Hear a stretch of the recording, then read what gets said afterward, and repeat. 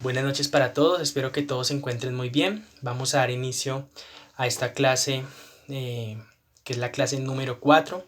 Vamos a ver bosquejo número 2 o bosquejo modificado. Entonces, hacer un breve resumen de lo que hemos visto hasta ahora. Hemos aprendido cómo estudiar el pasaje bíblico, hemos aprendido cómo estudiarlo minuciosamente, extraer de ese pasaje bíblico la idea central que estaba en ese texto. Hemos modificado esa idea central para que se convierta en un mensaje, una idea, una frase que sea un mensaje para nuestra audiencia en el siglo XXI, y hemos aprendido a hacer un bosquejo a partir de esa idea principal. Eso es lo que conocemos como el bosquejo básico, y lo que queremos decir con esto es: hagan de cuenta un esqueleto humano, como si fuera nuestro cuerpo. Entonces esa idea central la distribuimos como en un esqueleto. Y lo que hicimos en la clase pasada fue esto, les voy a leer: bosquejo básico: todos deben alabar a Jehová, de acuerdo a nuestro estudio en el Salmo 117. Y dijimos que esa frase la anotamos de esa manera: todos deben alabar a Jehová, punto uno, por su gran misericordia, punto dos, por su eterna fidelidad. Y esto es simplemente una idea central dividida en dos puntos. Pero yo no puedo predicar solo eso, o sea, ¿qué diría yo? Entonces lo que vamos a aprender hoy es cómo colocarle carne a esos huesos, es decir, cómo formar un cuerpo total de un sermón. Entonces, esas ideas que están allí enmarcadas: todos deben alabar a Jehová por su gran misericordia, y punto dos, por su gran fidelidad, deben agregársele cosas para que se convierta en un sermón. Entonces hoy vamos a ver 4 cosas que podemos hacer para irle colocando carne a esos puntos del sermón para que se conviertan en un mensaje bíblico. Entonces, usando el mismo bosquejo, vamos a ver, por ejemplo, hay 4 cosas, bueno, son 5 cosas que podemos hacer para aumentar un bosquejo, para colocarle carne a un bosquejo, pero voy a nombrarles 4 el día de hoy, y la siguiente clase les nombraré la quinta. Bueno, lo que podemos hacer con un bosquejo para aumentarlo, para convertir un bosquejo en un sermón: en primer lugar está la explicación, en segundo lugar está la ilustración, en tercer lugar está la prueba, y en cuarto lugar está la aplicación. ¿Sí? Esas 4 cosas son los elementos que cada punto del sermón puede tener, no que los deba tener todos, pero podría tenerlos, para que los puntos del sermón se conviertan ya en un bosquejo más organizado y más desarrollado. Entonces, en este bosquejo que nosotros tenemos, alabad a Jehová, punto uno, por su gran misericordia, punto 2, por su eterna fidelidad, le vamos a colocar la explicación, la ilustración, la prueba y la aplicación para que se conviertan en un bosquejo de un sermón, en un sermón propiamente dicho. Entonces, si le agregamos, por ejemplo, la explicación al punto 1 de ese bosquejo, tenemos que nuestro punto 1 es por su gran misericordia. O sea, la idea central es: todos deben alabar a Jehová. Y la primera razón, punto 1, es por su gran misericordia. Entonces voy a explicar. Entonces, ¿qué explico yo de ese punto? Entonces debo explicar qué es misericordia. Entonces yo puedo decir lo siguiente: la misericordia es un acto de Dios, de la voluntad de Dios, donde Él decide darle a una persona lo que no se merece, es decir, tratarla con compasión, etcétera, etcétera. Puedo explicar eso. También puedo decir: nuestro texto dice que es gran misericordia, porque nuestro texto textualmente dice, literalmente dice: ha engrandecido sobre nosotros su misericordia, y la fidelidad de Jehová es para siempre. Entonces yo digo: ha engrandecido. Entonces yo digo: nuestro texto dice que ha engrandecido, o sea, no simplemente una misericordia, sino que es una gran misericordia, y explico por qué es una gran misericordia. Entonces allí estoy agregando mi primer punto, que es explicación, y ahí ya estoy colocándole carne a mi bosquejo para que se convierta en un bosquejo de un sermón propiamente dicho.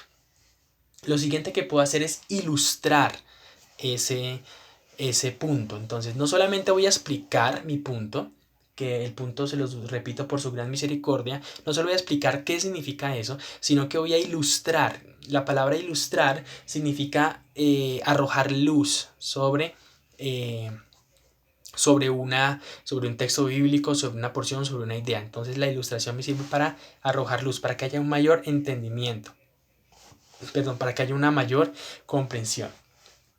Por lo general la ilustración es una historia, es una anécdota, pero no cualquier historia, cualquier anécdota, no. Tiene que ser una historia, una anécdota, sea secular o de la vida personal mía, o principalmente, y ojalá que en lo posible sea así, es que sea de la Biblia misma, una historia bíblica que me ayude a arrojar luz sobre qué, en este caso sobre la misericordia de Jehová, sobre la gran misericordia de Jehová. Entonces tengo un ejemplo acá. Es probable que aquí, ustedes recordarán cuando Dios tuvo misericordia de Nínive. Entonces, mire, ahí estoy usando la escritura para traer a la mente de las personas una historia donde claramente se ve enmarcada la misericordia de Jehová. Entonces yo puedo decir, luego de que explico el texto, ahora lo quiero ilustrar y digo, ustedes se recordarán cuando el Señor quiso tener misericordia de Nínive, cómo a pesar de las negativas del profeta, cómo a pesar de la resistencia del profeta, Dios terminó derramando su misericordia sobre una nación pagana que merecía el juicio de Dios, pero Dios tuvo misericordia. Bueno, el texto mío dice que la misericordia de Jehová es grande, y ahí puedo seguir explicando o agrandando el concepto o simplemente ilustrarlo. También puedo decir, ustedes recordarán aquella historia donde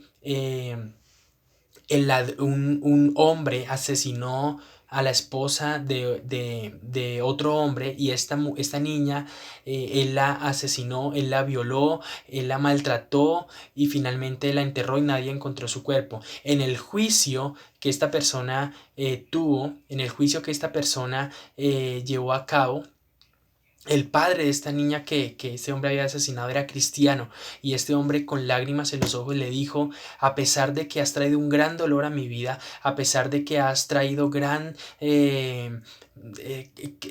dolor, gran tristeza a mi corazón por lo que le hiciste a mi hijo, como yo soy cristiano, voy a decidir perdonar tu ofensa contra mí. Me duele, no te lo puedo negar, pero voy a decidir perdonar. Y eso ilustra la misericordia, ilustra la compasión, ilustra el punto que yo quiero ver. Entonces hemos visto que yo puedo, en un bosquejo, en los puntos de un bosquejo para un sermón, yo puedo, en cada punto puedo explicar e ilustrar, pero también puedo probar. Entonces es cuando yo en mi texto tengo una idea que yo pienso que posiblemente alguien en mi auditorio podría no creer lo que yo estoy diciendo. Entonces yo quiero probarlo, quiero argumentar para que las personas sean convencidas de que mi punto, que es bíblico entre otras cosas, es real.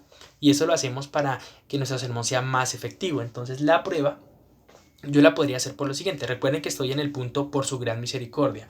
Entonces yo puedo hacer lo siguiente. Es probable que aquí esté alguien que no crea que realmente Dios sea misericordioso porque le pasó esto u lo otro. Es posible que aquí una persona haya orado a Dios cuando era joven para que Dios sanara a su abuelita que tenía cáncer, y oró fervientemente siendo un joven. Tú no eras cristiano, pero oraste a Dios para que Dios tuviera misericordia de tu abuelita, para que la sanara, pero Dios no la sanó y tu abuelita murió de cáncer, y eso trajo a tu corazón un gran dolor, una gran insatisfacción y odio contra Dios, y por eso tú hoy estás pensando que Dios no es misericordioso. Pero quiero decirte que Dios no tenía por qué responder a tu oración para probarte que Él era misericordioso. Dios es misericordioso porque Él ha tenido misericordia de todos los hombres a través de la historia, porque ha perdonado sus pecados.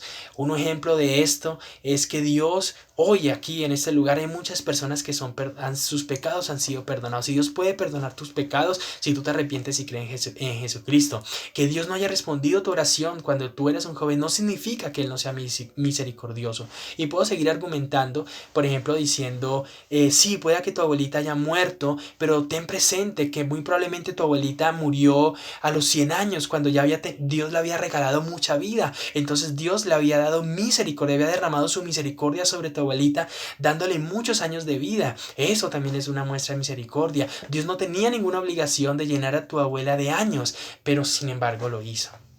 Y así puedo seguir argumentando y puedo seguir, digamos, mostrando que realmente Dios es misericordioso. Aquí puedo usar también la escritura, puedo usar argumentos lógicos, puedo usar la historia, bueno, puedo usar diferentes, digamos, herramientas, pero el punto es que yo debo probar que mi punto, valga la redundancia, de mi sermón es verdadero, que Dios realmente es misericordioso y que no solamente es misericordioso, no solamente Él tiene misericordia, sino que tiene una gran misericordia.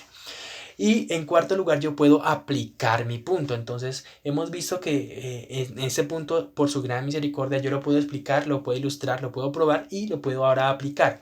Entonces, cuando yo pienso en aplicar un texto bíblico, lo que estoy buscando es responder a la pregunta, ¿cómo se relaciona este punto o esta verdad bíblica con mi vida? ¿Cómo se relaciona? Y ahí es donde yo entro a aplicarlo, es decir, a mostrarle a mi audiencia, a la iglesia, a las personas a las que yo les estoy predicando, cómo ese texto se aplica a sus vidas. Entonces puedo decir algo como lo siguiente. Es posible que estés luchando con un pecado que te ha llevado a dejar de orar y alabar a Dios. Antes cantabas todas las mañanas, pero ahora ya has dejado de adorar porque no te sientes digno de ir a Dios. Pero hoy quiero decirte que hay abundante gracia y misericordia en Dios para perdonar tu pecado. Si confesamos nuestros pecados, Él es fiel y justo para perdonar nuestros pecados y limpiarnos de toda maldad. ¿Qué estoy haciendo allí?